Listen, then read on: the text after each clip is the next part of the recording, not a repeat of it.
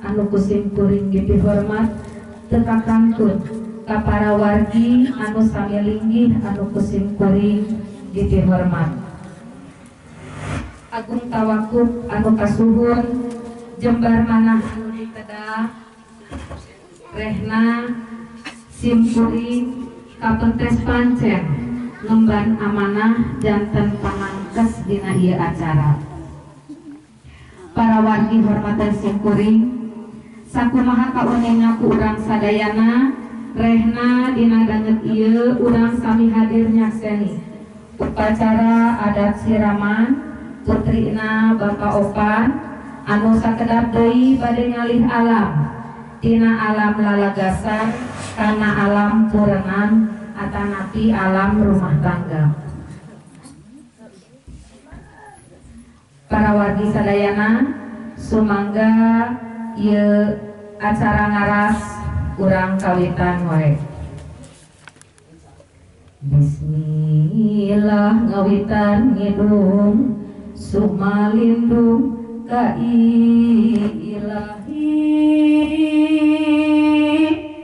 ka Allah nu maha heman sejak numutkeun pangari budaya karuhun Sunda ngedah ridoning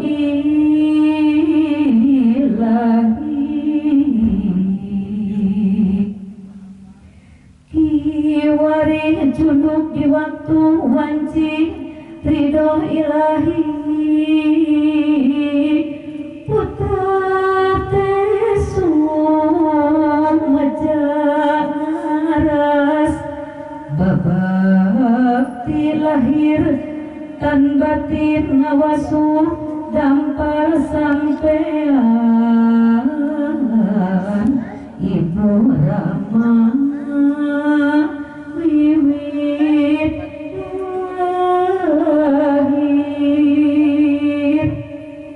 Amin ya rabbal alamin. Mugi Gusti nang tayungan.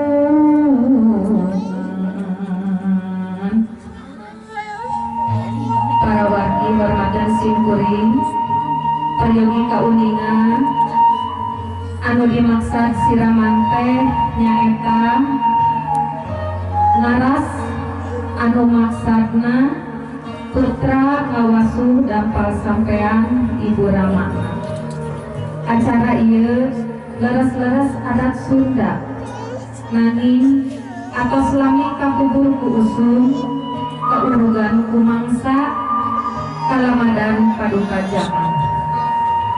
Acara ieu kinten agung hartosna kanggo calon panganten anu bade ngambah sagara rumah tangga. Kapan tidawuh Pangeran Eces saha jalma anu takwa ka Allah tumut ka Ibu Ramana turetara midamel sumpah palsu tinangtos bakal kenging kabagjaan di dunia rawuh akhirat.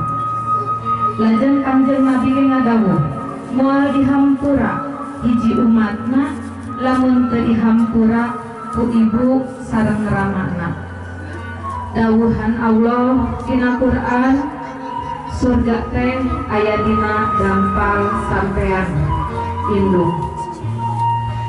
Nia anaki hidup calon panganten setenah milari dukun anu lepus paraji anu saksi